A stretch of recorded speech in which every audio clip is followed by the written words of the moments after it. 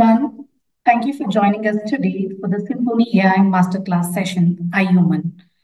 We hope you all are doing well. Kindly bear with us if we face any technical difficulties. However, we have taken all the necessary precautions to ensure your experience is smooth and flawless today. I urge all participants to post your questions in the Q&A box, which will be answered by our speaker at the end of the session. We will be launching polling questions in between the presentation. I request you all to respond with your choice of answers to ensure we receive the maximum responses. Please note, people who have registered, we have already couriered the hard copy of the book. Most of them have already received.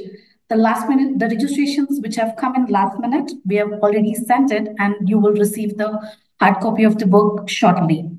Now, I would like to introduce Mr. Ikram Aslam, European Sales Director for Enterprise IT from Symphony AI. Ikram has an impressive professional journey in the SaaS industry with an excellent record of consulting and acquiring enterprise clients across BFSI, manufacturing, energy and utilities, and professional service businesses. Ikram has consistently grown engagements using a consultative approach, creative innovation solutions and offering, including large-scale IT applications and infrastructure, services operations with a SaaS ecosystem. He has been successfully helping clients on service optimization and shift left solution using a robust IT service management platform. Ikram has worked with leading organizations like Dun and Bradstreet, Gartner, where his track record speaks volumes about his dedication to driving business value for his customers. His diverse skill set, coupled with a keen understanding of customers' needs, positions him as the go-to professional in the field. We are eager to hear Ikram's valuable insights as a speaker. Now I'll pass the floor to Ikram to greet our audience and provide an overview of today's session. Over to you, Mr. Ikram. Thank you. Thank you very much. Welcome, everyone. Thank you for taking the time today to attend this Symphony AI Masterclass. So today's session, I Human, features the esteemed Dr. Tomas Chamorro-Premuzic. So Tomas is a renowned psychologist and data scientist. And he's joined us live by way of Buenos Aires, London, and now Brooklyn to share his profound insights from his latest book, I Human. In this book, Thomas delves into a crucial topic that has been often overlooked in the countless discussions we have today about artificial intelligence. What does it truly mean to be a human in the age of AI? This fascinating exploration, also published by the Harvard Business Review, examines how AI is transforming our core beliefs and values. Thomas encourages us to reevaluate our relationship with technology and consider its profound impact on our humanity. Before we begin, I'd like to take a few minutes to provide a brief overview of Symphony AI. So our goal at Symphony AI is to be the global AI SaaS leader. So every company, every organization is talking about AI. We live and breathe AI. We have multiple different business units within our organization. I work with the enterprise IT arm of the business. So we help organizations with their enterprise service management, IT operations, and workflow automation. So we work with the smallest to the largest organizations in the world, but we also have arms that look after financial services, manufacturing, media, retail, and they have very vertically trained, vertically specific technologies that help their end customers using AI as the backbone to deliver results. So as an organization, we employ over 3,000 employees globally. So we have a global footprint. We're helping across all regions. And we have a owner in Ramesh that has invested over $1 billion of his own capital into the organization. So to make sure that we have the latest technology and the best in class AI infrastructure to help support our businesses and our customers. You may have seen us in the news more recently. So we're working collaboratively with all the largest organizations. We have fantastic relationships with the like of Microsoft, who help support us with the back-end technologies. And we also have leaders in our organization that are listed in the Time 100 AI list, because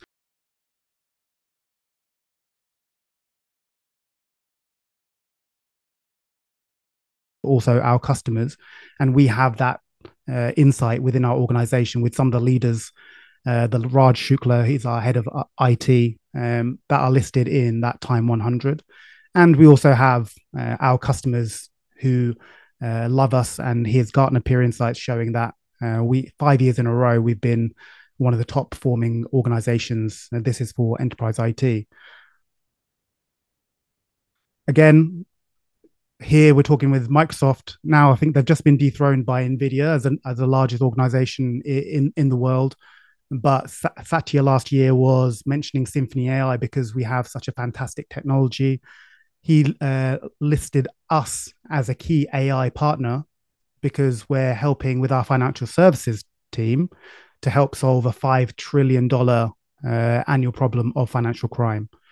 So in essence, we're talking about solving the biggest issues of today using AI, using technology. And we're working with the largest partners in the world. So partnering with SymphonyAI, what does that mean for customers? We're talking about helping using AI automation, using our impressive vertical industry knowledge to improve those experiences across the organizations. That's whether it's your customers, your employees, whoever it may be. At TCO seems to be top of mind for a lot of leaders within organizations with the way the industry is and with the way that the markets are. So we help with the bottom line, cost savings across the organization. We've put a lot of investment into our technology to make sure that we have a rich platform with a fantastic roadmap. It's very much AI first approach, and that makes sure that we're at the cutting edge. And then our partnerships, we really love to have deep relationships where we have our leaders, our CEOs meeting with other organizations, so we truly understand what's going on with those organizations. So that's just a quick overview of SymphonyAI. We'd love to obviously explore in more detail with you post this session, but that's me just giving you a quick overview. I think now we're going to run a poll, our first poll of the day. So we'd love you all to take part in this poll. Have we got this up screen? If we could, so I'm going to read it out. So potentially there might be a slide for this as well. But the first question in the poll, you should be receiving this, is: do you believe AI and automation will impact your employees and organizations' productivity? So do you believe AI and automation will impact your employees and organizations' productivity? And the answers are: so will significantly positively impact, will have some positive impact, will have some negative impact, will significantly have negative impact, and will not impact at all. So they're the 5 responses. Have a think. AI, automation, positive, negative for your employees and organizations.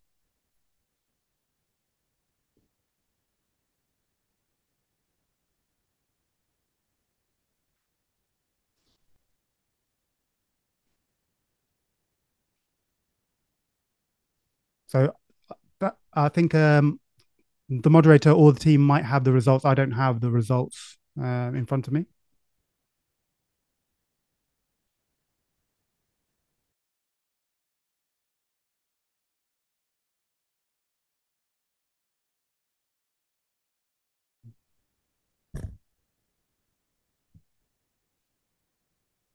We'll just give it a minute for everyone to respond.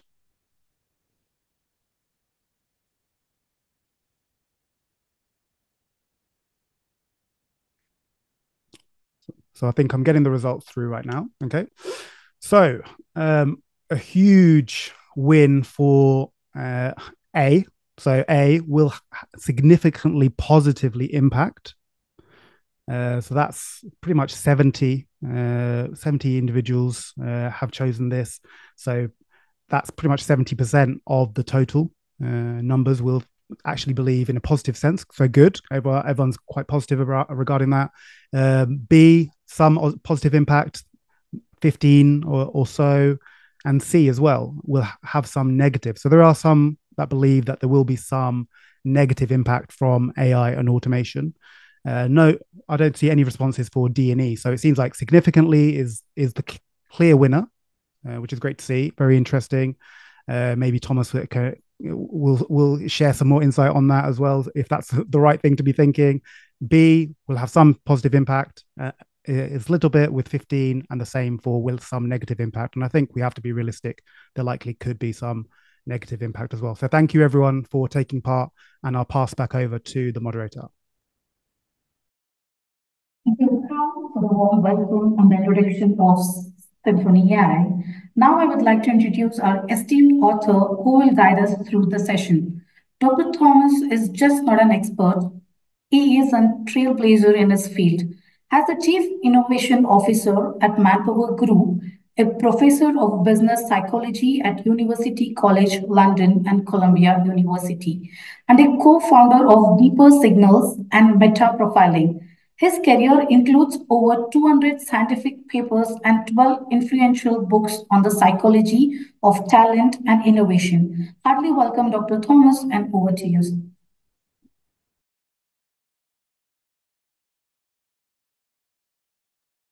Thank you very much. I hope you can see my slides. Yeah. Yes. Thank you so much. And thank you, Ikram, for that very kind introduction and preface to this. I was actually checking, and I think Microsoft is now back as the most valuable company. But by the time some people watch this recording, it might have changed 15 times all over again. What is clear is that the company that has made the strongest bet on AI and the company that is basically providing the technological foundations and much of the infrastructure for AI to make the biggest possible impact are on a very tight race. And of course, it is absolutely clear that we are living in the human AI age. I want to focus on an area of AI that is often overlooked, namely humans or human behavior, and talk a little bit about the implications that AI is having, not just at work, but in different kind of areas of life. So how is AI impacting humanity, if you like? And, it is fair to say that leaving technology companies and vendors and innovators aside, there's still much skepticism in the wider population or broader world about what AI might do. I think it is also fair to say that humans, we humans have a long history, a very clear and strong track record of blaming our own technological inventions for our cultural demise. This goes back all the way to ancient Greece, as most things do these days, especially when you're talking about consequential human issues.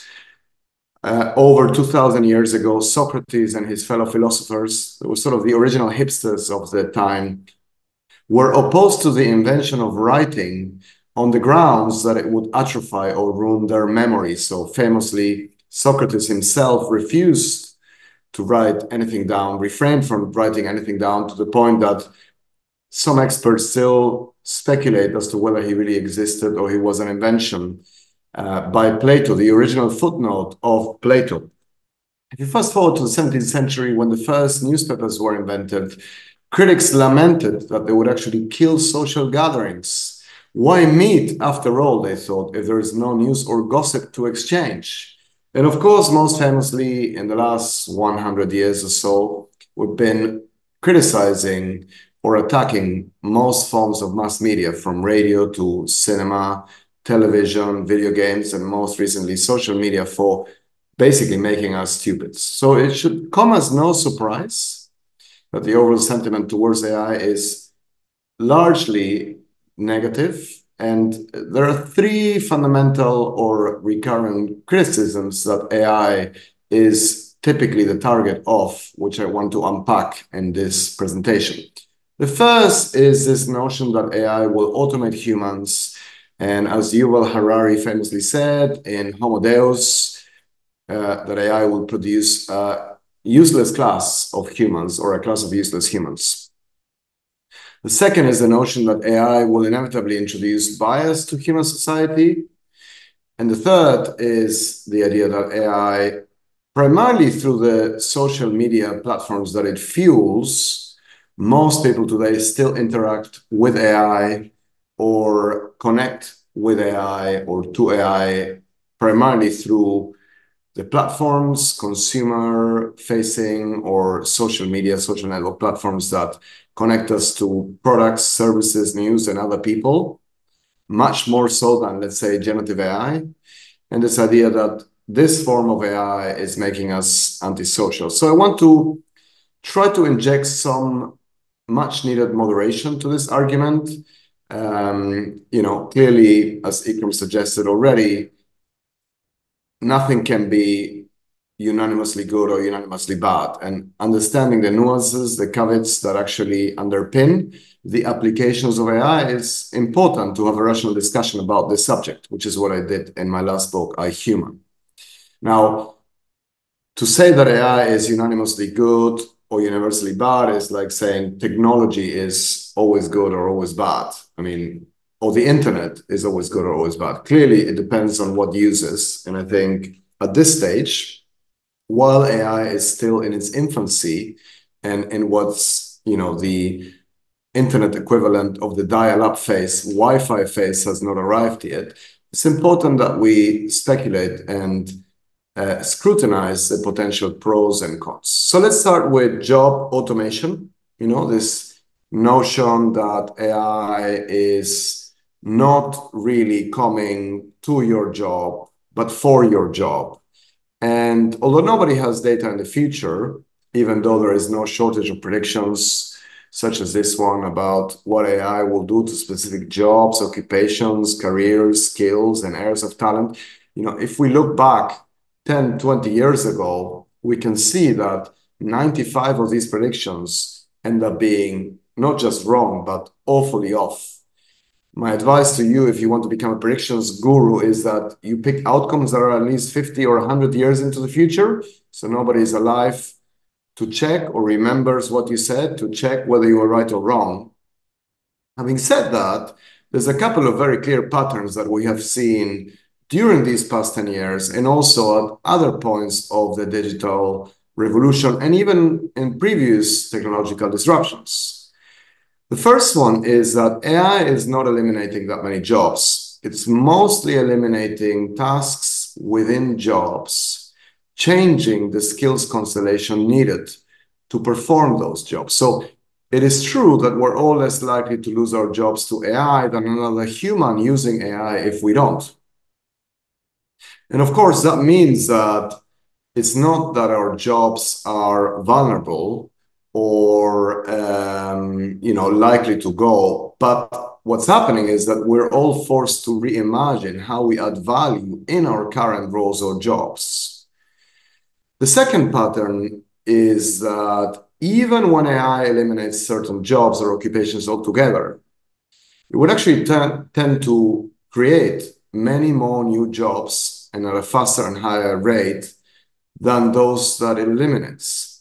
The issue, of course, is that people who are actually displaced from their current roles don't automatically have the skills to access the new jobs. And actually, an even bigger issue is that nowadays, a lot of the usage that exists in organizations, large organizations, adoption of generative AI is almost happening at a clandestine level. So, people may be saving 30 or 40% of their time because of ChatGPT or other versions of generative AI, but then they're not running to their boss saying, hey, boss, can you keep me busy? I now have 40 or 30% of my time free. And that is important because if we look at the productivity discussion around AI, we have to understand first that humans are generally not very good at understanding how to leverage their skill set. So if some tasks are commoditized, because AI can finish off your emails, attend meetings for you, summarize meetings, create PowerPoint presentations for you. And that frees you up to do other things with your skills. You need to actually understand what good use there is for your skills. And what I'm showing you here is, I think, one of the oldest examples of the disconnect that there is between people's self-perceived abilities and their actual abilities. This is a letter sent by Leonardo da Vinci to the Duke of Tuscany when he's moving from Vinci, his town, to Florence and applying for a job. And he lists all of his what he thought were his top competencies, the things that he can do. Things like, number one, I can dissect dead animals. Number two, I can tell you why birds sing. Number three, I can draw very complicated military equipment. Another 7 things that would make him very unemployable today and would probably not feature in his LinkedIn profile today, but he thought were in-demand skills back then. And after signing yours faithfully, Leonardo, he said, P.S., by the way, I can also paint. So just like in Leonardo's mind, painting was not something that could get him far. That's the thing that actually fundamentally made him most famous for, and one of the top skills he had, if not the one. Most people today live in a world of perplexity and confusion, not understanding what their main skills are. And if that is the case, we need to actually leverage via AI a lot of the data that we have on them, not just internally in organizations, but externally, to help them understand what their hard skills and soft skills are. Fundamentally, our digital footprint already reveals much of the things that will make us employable in the future and successful in the future. Now, if we look at the productivity data, it's staggering that in the first phase or wave of the digital age, productivity, defined both as overall output and output divided by input, went up, only to stagnate after that. Of course, in 2008, the smartphone became ubiquitous. iPhone adoption started to surpass BlackBerry adoption. BlackBerry went very quickly from having 50% of the global market to having 0% of the global market. And the iPhone became the fundamental platform through which we communicate with AI, mostly in the form of algorithmic nudges that are very, very intrusive and, disruptive weapon of mass destruction. We're all distracted because of AI in this form, this version of AI. 60 to 85% of smartphone use occurs during working hours, wherever you're working from, whether it's at home, Starbucks, or the office. 70% of workers report to being distracted. Now, in America alone, this accounts for around 650 billion US dollars a year in productivity loss. That's about 15 times higher than the productivity loss accounted for by turnover, absenteeism, and wellness issues. And multitasking, which we all do, deducts the equivalent of 10 IQ points from our performance. It's basically as debilitating as smoking weed. And when you're switching from one task to another and then returning to that task, even if it is to check up your WhatsApp alerts or other messages or emails that arrived, you will lose the equivalent of 25 to 30 minutes of your performance on that original task. So sometimes you can improve your productivity if you use technology like AI. Sometimes you need to ignore certain forms of AI to be more productive. The average human today is expected to spend almost 7 years of their life on social media and almost 20 years of their life on screen time. Even hybrid work, which is a great idea, is massively distracting because not only do you have to deal with your colleagues coming to see you and catch up with you and tell you what they did on the weekend, but you also have to deal with the multiple AI-fueled digital distractions that you experience at home. So let's now jump to the second point, which is this notion that AI will inevitably introduce a lot of bias to human society. Of course, because AI is trained on data that is in essence representing human preferences, it's not surprising that AI can only be as objective as humans are, which is not very objective at all. I mean, the old adage, garbage in, garbage out, basically holds for much of the AI age. And when we have seen instances of AI backfiring because it has exacerbated biases that exist in human systems, we're very quick to blame AI for our biases. In reality, AI is not so much the creator as it is the exposer or detector of human biases. So when we see in companies like Microsoft or Amazon try to use AI to predict who gets promoted in a company and who should get promoted, and that AI recommends a surplus of middle-aged white male engineers, even if you then stop using that AI because of sexist or racist or professional bias, middle-aged white male engineers will probably still continue to get promoted in that company because the bias is not in the AI, is in the system. Likewise, 10 years ago, when people were shocked by the fact that if you went into Google and you typed "are women" or "women are," you would see a lot of sexist or chauvinistic comments coming up from Google. The reality is that Google then introduced a lot of guardrails or filters to censor those comments, which doesn't mean Google eliminated sexism from human society. It just means it's not showing you how sexist people are. And likewise, we could easily retool or retweak your personal footprint or algorithms from LinkedIn, Amazon, Twitter, WhatsApp, YouTube, Instagram, even Tinder, to show you not what you want to see, but what you should consider seeing in order to become a more open-minded version of you. Imagine, we call this open-minded AI as opposed to open AI. If we did that, most people would massively defect to other social media platforms or platforms where the AI can give them what they want, not what they need. Even in one of the most famous or infamous instances of AI, unethical use of AI, the Cambridge Analytica fiasco, voter interference in the US, the UK, and other places. If you read the actual white paper and the research report by Cambridge Analytica, you will see anywhere where they try to do this, they found the exact same figure, namely that the percentage of voters that could truly be persuaded in any country or nation is about 15%, meaning 85% of voters are not even worth bombarding or targeting with fake news. Contrast this with the percentage of voters who actually see themselves as open-minded, namely 85%. So 85% of people see themselves as open-minded, 15% of people actually are. So it's very clear to me that blaming AI for our own biases is a perfect strategy for not addressing our own biases.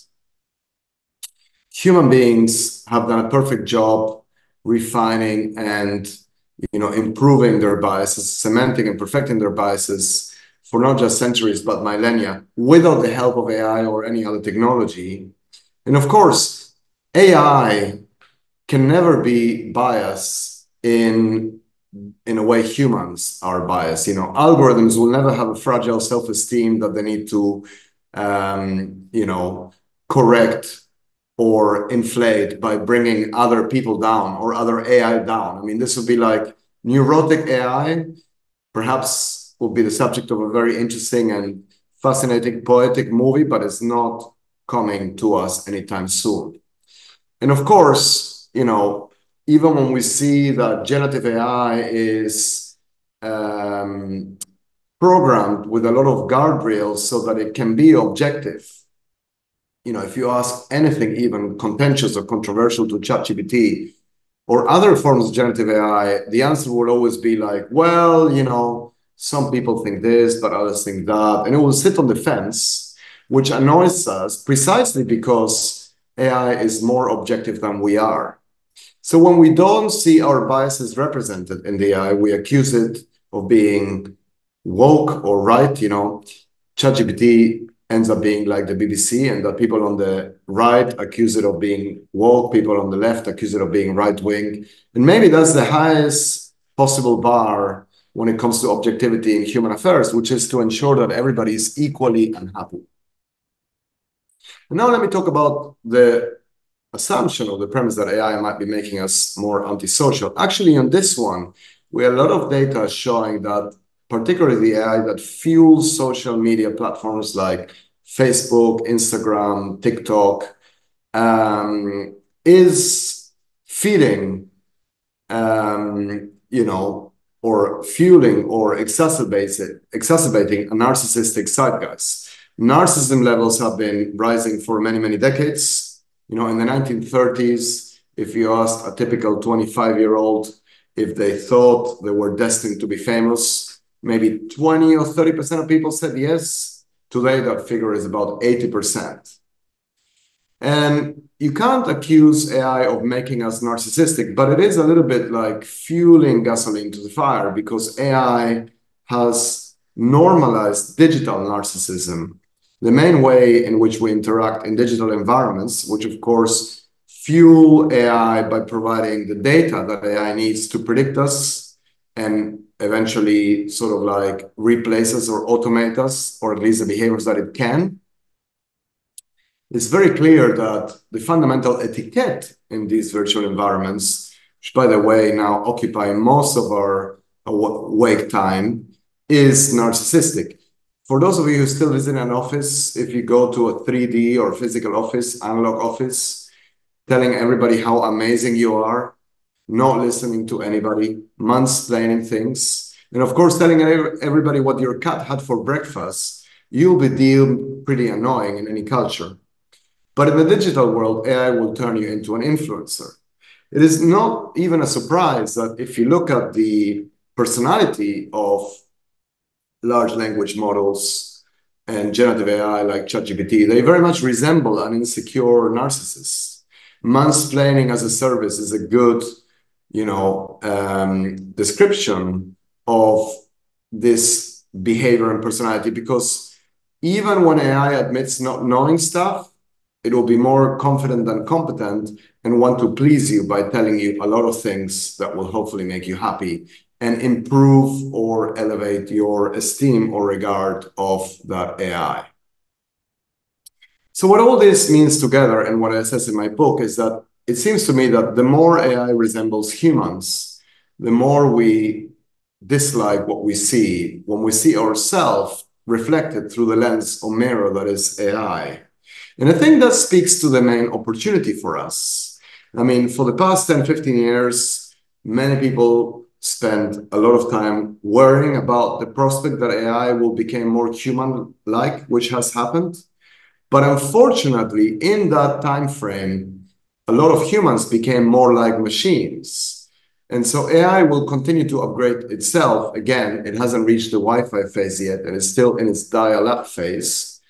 The issue for us, the main challenge, is that we don't downgrade ourselves, but that we continue to upgrade ourselves as humans. And I think this can happen in a number of key ways. The first is if we can harness the skills that AI will probably not master. AI has probably won the IQ battle, but the EQ battle, the battle for emotional intelligence, is probably still up for grabs. Things like empathy, curiosity, self-awareness, creativity, self-control, humor, emotional intelligence may remain quintessential human endeavors. Of course, when people say, well, there's not much evidence that AI can harness any of these things. First of all, there's not much evidence that the average human displays many of these things in their typical work environment. We can, but that doesn't mean we automatically are doing it. And secondly, we have already seen impressive examples of AI emulating or replicating some of these soft skills, including empathy. Last year, there was a large study done in US hospitals that showed that when physicians, so doctors, outsourced patient communication to AI, to ChatGPT, patients ended up experiencing 40 to 50% higher levels of empathy from their doctors, and they were just basically communicating to a large language model. The second point is that, there's a big imperative for us humans to develop deep expertise. In a way, you can think of AI as the intellectual equivalent of the fast food industry, and of generative AI as the intellectual equivalent of the microwave. It's good at giving you a quick, cheap, sometimes free, tasty, but not that healthy fix. And hopefully, much like, the fast food industry ended up creating the farm to table and the slow food industry, the intellectual version of this will be that we end up creating, the need and an appreciation for thinking slow, for asking deep questions, not for sending our colleagues, clients, and stakeholders generative AI produced PowerPoint, or for just automating ourselves from meetings and from essay writings at the university and from interviews and other interactions, but actually to let AI take care of everything that is standardized, boring, and predictable, to then free ourselves up for other ways in which we can add value in a more human and humane way. And I think we have already seen a revaluing of the analog world because of that. There's been a revaluing of the experience economy. Today, if a lot of our interactions with others can be automated, then what that is doing, if we can't really tell the difference between a deep fake and a real human, it's meeting in person with others that carries the highest value and where a lot of high value interactions and transactions are occurring. And I think what's important if we want AI to continue advancing is that we refrain from having double standards. Too often, a single well-meaning AI experiment goes wrong, which is to be expected when you're experimenting, and people are shocked or horrified while being perfectly happy with a status quo that is far from optimal. So just like, sometimes one self-driving car or autonomous vehicle crashes and people are shocked, but then we're very happy or okay with 1.4 million humans dying each year courtesy of inept, incompetent human drivers. The same can be applied to any area. The goal for AI is not instant perfection, but better than the status quo, which is often a very low bar. So finding better ways of being wrong and making incremental improvements to a status quo that isn't perfect is how we should drive progress in the AI age. And so again, this applies to any area of AI, whether it's consumer preferences, HR, management, leadership, and of course, health as well. The goal is not perfection, but improving over what the majority of people receive today. And so I know many of you have already gotten the book, I, Human, on which this talk is based on. Some of you might be getting it or have gotten it, but haven't read it yet. And here are some of the other previous books that also touch on the opportunity for AI and other tools for making us more data-driven in our daily work, interactions, and other areas of life. So with that, I'm going to stop sharing my presentation and open it up for the Q&A. Thank you very much.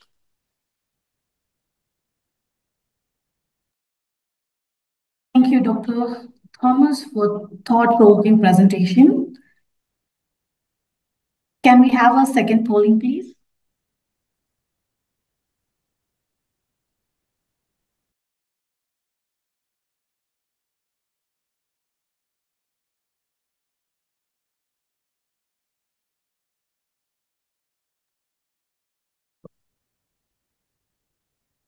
I just read out the question for you all. How insightful did you find the perspective shared by Thomas on human behavior and technology?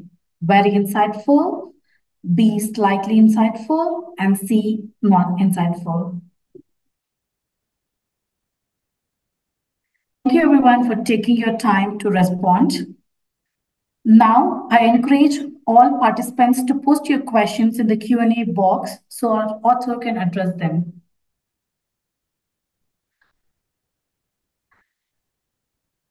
We really got some interesting questions, and the first question is there are some bias on AI and how it interfaces with human tasks.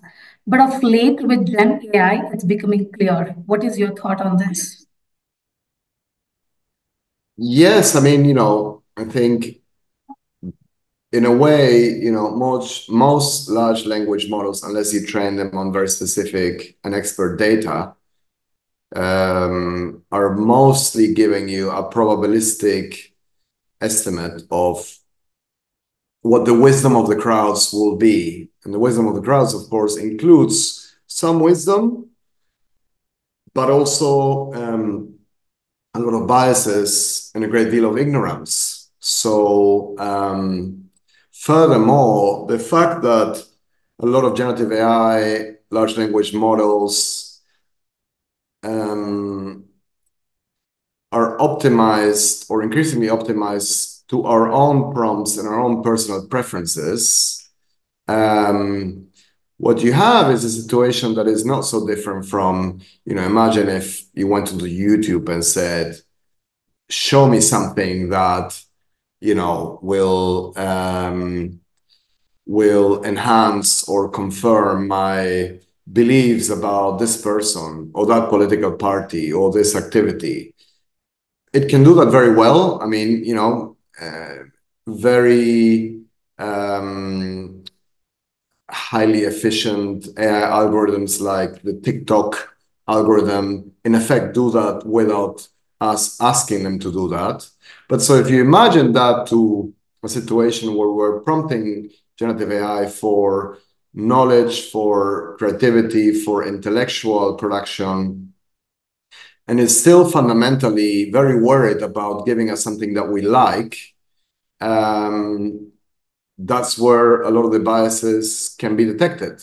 And, not so long ago, Sam Altman mentioned that the next version of ChatGPT will be highly curated to an individual's own personal, subjective, ideological, political preferences. If that happens, I do think there is a concern, because instead of making us more open-minded, that form of AI will definitely make us more narrow-minded. And I think with all the polarization and tribalization that exists in the world, clearly we don't need AI to really make that worse or throw, really more gasoline to the fire.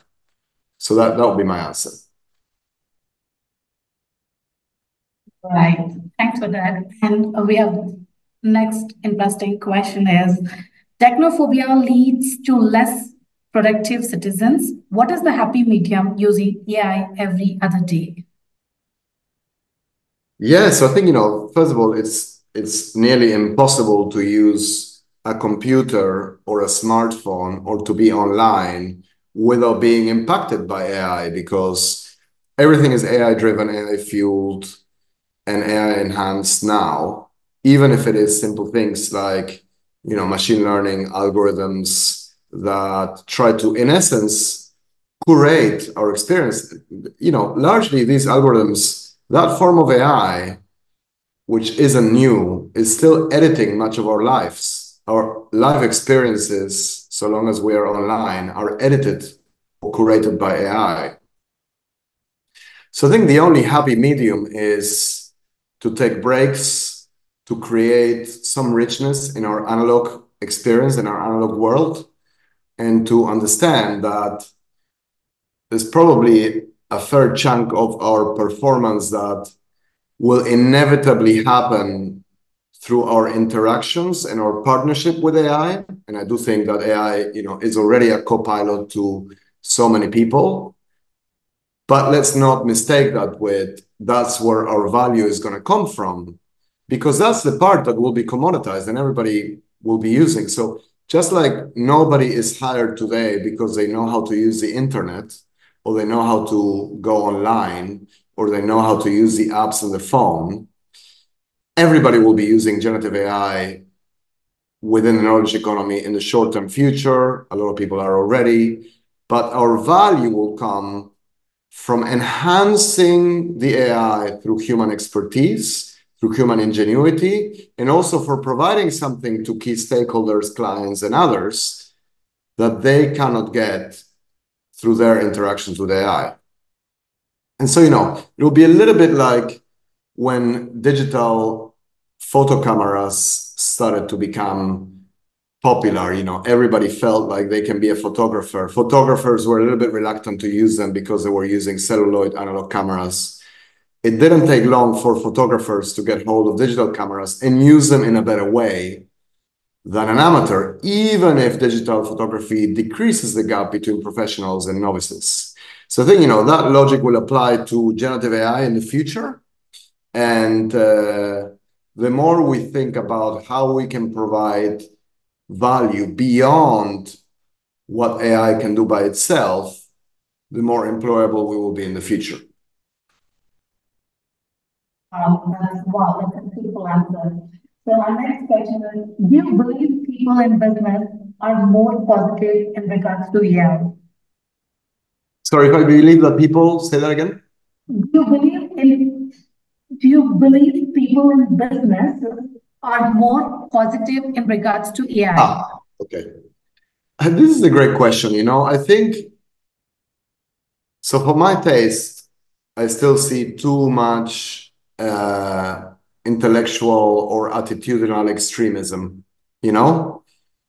AI seems no different from Donald Trump in that it generates either extreme positive or extreme negative reactions. And I think anything has to have a mix of both, and there has to be some nuance, or we have to be sensitive to the potential nuances. Peter Thiel, the investor, entrepreneur, and great thought leader, once said that an optimist and a pessimist are actually the same, because the pessimist says, oh, everything is doomed, so there's no point in my doing anything, so everything is apocalypse. The optimist, though, says, oh, everything will be amazing, so everything is utopian. I don't need to do anything. And I do worry when I see business leaders embrace or gravitate towards one of these extremes.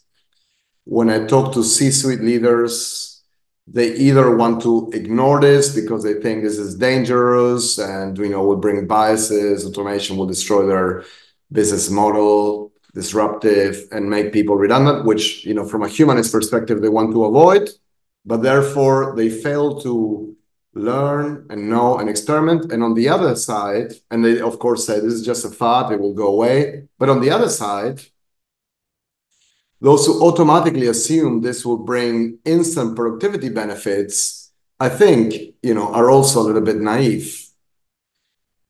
So far, the most convincing case for productivity boost is augmentation, is not automation.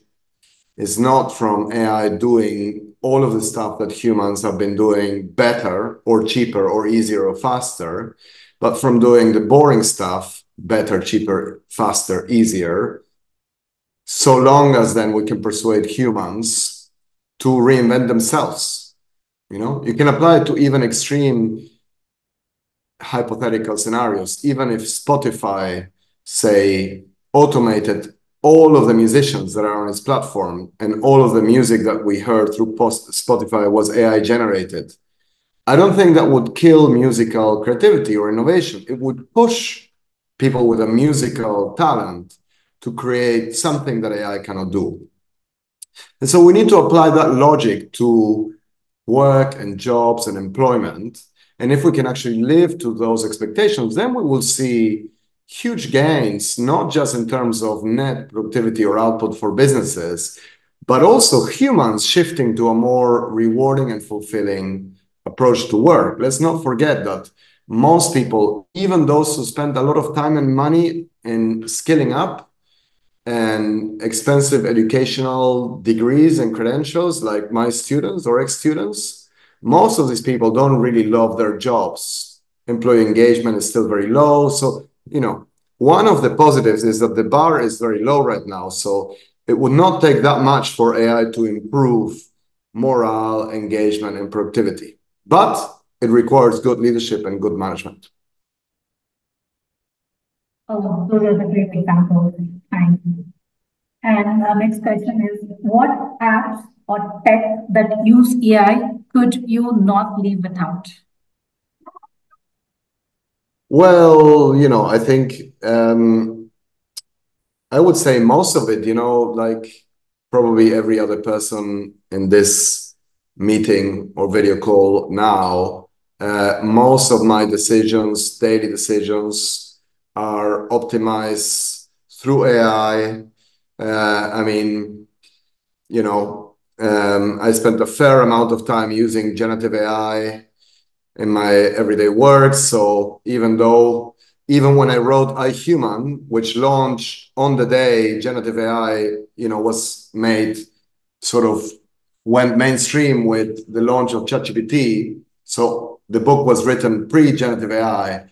Now I find I am much more productive using it to unblock my creativity, to find analogies, examples. So I wouldn't want to give that up.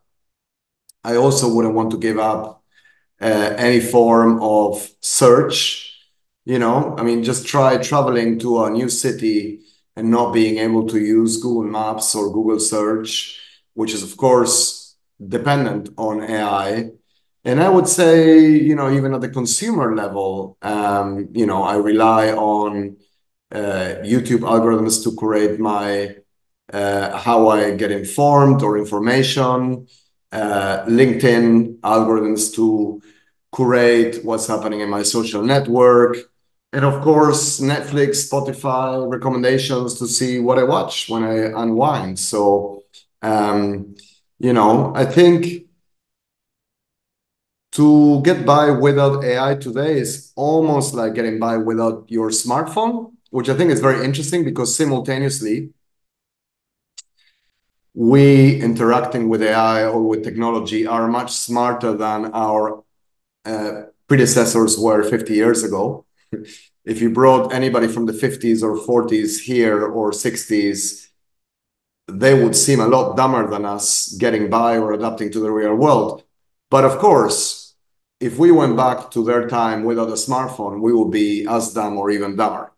So I think, there's clearly a partnership situation or deal where a lot of the stuff that we do that is predictable needs to be outsourced, offset to AI. But if that makes us lazy, then, there is a concern because, we never invented any technology to work harder. We always invented it to work less. And efficiency and laziness are the same. Efficiency is a euphemism for laziness. To be smart and talented is to find efficient ways or lazy ways to do things.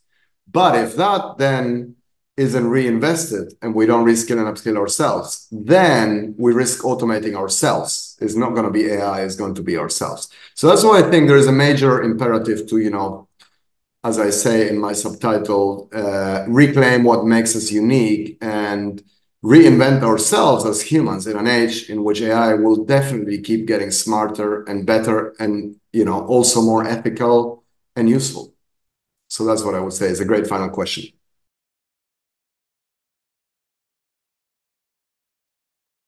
Thank you.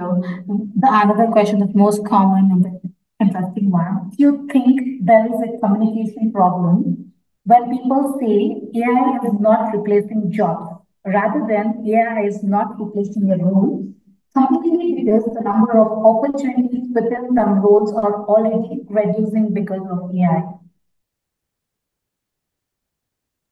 Look, I think there's a fundamental kind of fallacy that underpins that, which is that I think because we have this rich history of feeling like the most intelligent species in the universe, and historically we compared ourselves with other animals, and then now we have to compare ourselves with machines, and we're a bit territorial because every day we find out that AI can do something that we thought, first chess, then AlphaGo, then IQ test, then low bar, then medic, all everyday news and news, and even like hallucinating, which is a euphemism for bullshitting. Now AI can bullshit better than humans. We always thought, okay, this surely is a unique human skill. So I think because that makes us very defensive, very paranoid, very territorial, we have the wrong approach, which is we're constantly worrying about whether AI is smarter than us or whether we are smarter than AI. And of course, we're not very objective to answer that question anyhow. But what we should be wondering is not or worrying about is not whether AI is smarter than us or we're smarter than AI, but how we will become smarter because we can use AI. It's how us and AI together can create something that adds more value to our lives, our jobs, our organizations, and society. And I think, of course, because AI is a human invention, it can never be smarter than us. If anything, it's evidence of how smart we are, that we can create something that takes care of a lot of things that required our intelligence and our imagination. So we even created something to take care of that. But we won't truly be very smart unless we then redeploy the resources that we have freed up on the next thing. And that might not necessarily require a lot of raw mental horsepower, as it will require social skills, people skills, and connecting in a human and humane way, because that's what AI will never do. I mean, it might trick us into thinking that it does that, but it's about the human stuff, the human factor, that that's where the possibility and the opportunity really are. Thomas, I just wanted to pick out one thing. You sort of mentioned AI just needs to be better than the status quo. And it's an interesting point. But every time Tesla or self-driving cars seem to have an accident, the whole world seems to be really in uproar. And I'm wondering your thoughts. Does AI, can it get by just being a bit better? Or does it actually need to be much, much better? Yeah, it's a great question. Look, and of course, if there are 1.4 million people dying each year courtesy of inept human drivers or drunk, high, overconfident, under-competent human drivers, of course, nobody's going to approve an autonomous vehicle, a self-driving car that only kills 1 million, right? That's not going to fly. Having said that, having said that, we don't stop flying because there are 2 or 3 planes going down every year. Because of course, most of the times we take a flight, that plane is operated 80 or 90% of the time by a machine. And so, and when you get to other areas where I would say the stakes are not as high, but there's still a strong desire to improve. For example, I work a lot in the area of recruitment and assessment. And although we love to combat bias in the job interview, no amount of unconscious bias training will help a human interviewer unlearn the fact that the person in front of them looks, white, black, Asian, young, old, attractive, unattractive, rich, poor. That can't happen. So to me, if a company has an opportunity to use AI and automate interviews and, adverse impact goes down by 20, 30%, that will be amazing. Or diversity and inclusion improved by 20, 30%, that's amazing, right? To expect perfection is silly because whenever you enter an organization, there's still a lot of bias there. So, so I think in cases where lives are not at stake, but there's a lot of bias, nepotism, and subjectivity, we should be a little bit more objective and not have these, very, very radical double standards. Right. Thanks for that. And I encourage, thank you everyone for your proactive engagement. And remaining questions will be answered via email due to the time constraint. Now I would request Ikram to take over for the closing note. Thank you. So as we conclude today's SymphonyAI Masterclass session, I Human, I want to extend our deepest gratitude for all of you for joining us during your workday and taking time out to have this conversation. Firstly, Thomas, heartfelt thank you from us here for your fantastic presentation and taking the time to answer those questions as well. Those insights into the intersection of AI and human nature have given me a lot to think about, and hopefully everyone else in the audience as well. I think as we move forward, we should all continue to explore the critical questions raised today and strive to understand the evolving relationship, because that's what it is, evolving between AI and humanity. So thank you once again. Thank you, everyone. And we look forward to seeing you at future Symphony AI events. And have a great rest of the day.